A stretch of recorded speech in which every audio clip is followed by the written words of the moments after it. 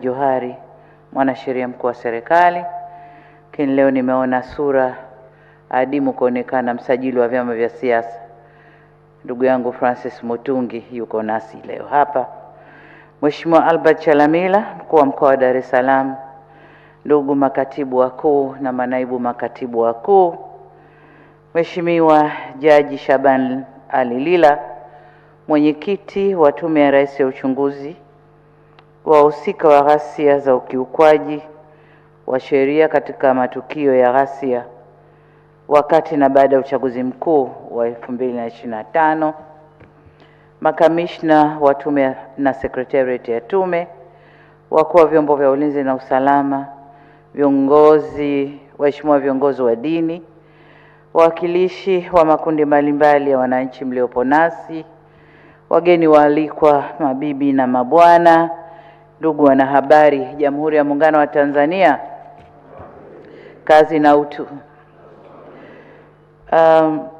Waheshimiwa, mniruhusu nami niungane na viongozi wa dini katika kumshukuru Mwenyezi Mungu kwa jaala yake ya uhai na siha njema iliyotuwezesha kutana leo hapa kwa ajili ya tukio hili muhimu la kuzindua tume hii ya wahusika katika matukio ya ghasia za wakati na baada ya uchaguzi.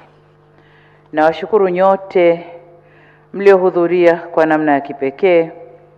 Nimshukuru mwenyekiti na makamishna wateule wa tume hii kwa kukubali uteuzi na dhamana hii nzito kwa maslahi mapana ya taifa na wananchi wetu.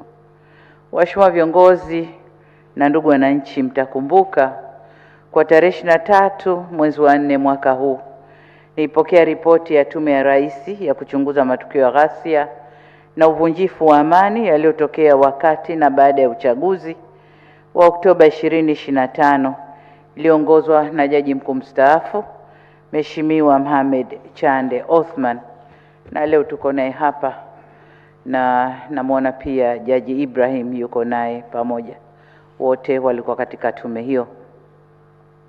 Tume ile pamoja na masuala mengine ilipendekeza kufanyika kwa uchunguzi wa kina kubaini wahusika wa matukio hayo ili hatua mwafaka za uwajibikaji ziweze kuchukuliwa.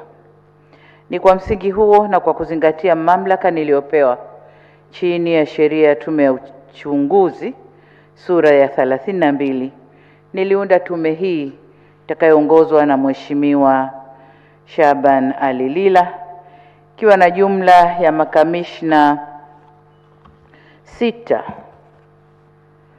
ambao wawili kama ilivyotambulishwa wametoka, mmoja Uganda, Jaji Barishaki Shebrion, na mwingine ametoka Namibia, Justice Petros na Masebo. Tumeamua kuwashirikisha wenzetu ili kupata muono mpana, na kwamba tume hii inakwenda kuingia kwa undani zaidi kutafuta nani hasa waliochochea, waliohusika, waliotoa fedha ili mambo yale yatokee ndani ya nchi yetu. Sasa tumeona tushirikishe wenzetu, mmoja kutoka Afrika Mashariki na mwingine kutoka nchi za SADC, na ndio hawa wawili. Na nawashukuru sana maraisi, mzee wetu mzee Museveni wa Uganda, lakini pia dada yangu Nandi Ndaitwah wa Jamhuri ya Namibia kwa kukubali kuleta majaji hawa kuja kusaidiana na majaji wa Tanzania. Tunashukuru sana. Kipekee nawashukuru sana tume hii imepewa hadidu rejea zitakazoongoza katika kutekeleza majukumu yake na itawasilisha ripoti na mapendekezo yake kwa mujibu wa sheria. Na ni imani yangu kwamba majaji hawa watakwenda kutumia taaluma, uzoefu na viapo vyao kutekeleza kazi hii kwa weledi, umakini na uadilifu mkubwa. Natambua uzito wa jukumu hili, lakini kwa kuanzia tume imepewa muda wa miezi 5 kutekeleza majukumu yake na kuwasilisha ripoti rasmi. Sasa kama kutakuwa na ombi la kuongezwa muda, tutaangalia baadaye tuongeze muda ili wafanye kazi yao kwa upeo mpana. Na katika hili ni wasihi sana Watanzania wote kutoa ushirikiano unaohitajika na tume katika kutekeleza majukumu yao.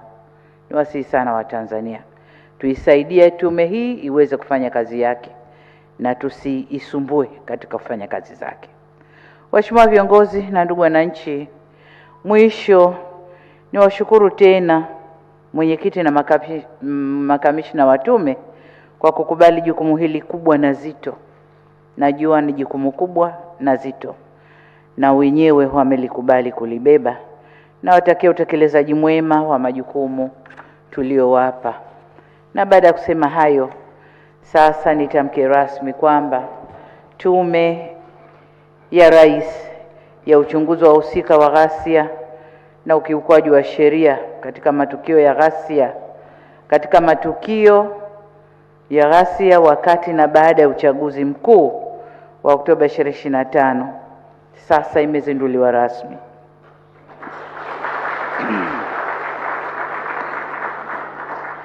Namwomba Mwenyezi Mungu aibariki bara letu la Afrika, lakini Mwenyezi Mungu aibariki nchi yetu Tanzania. Tume hii nayo ibarikiwe, wajaliwe afya na utulivu ili waweze kufanya kazi zao wao na secretariat yake. Na asanteni sana kwa kunisikiliza. Asanteni sana. Asante.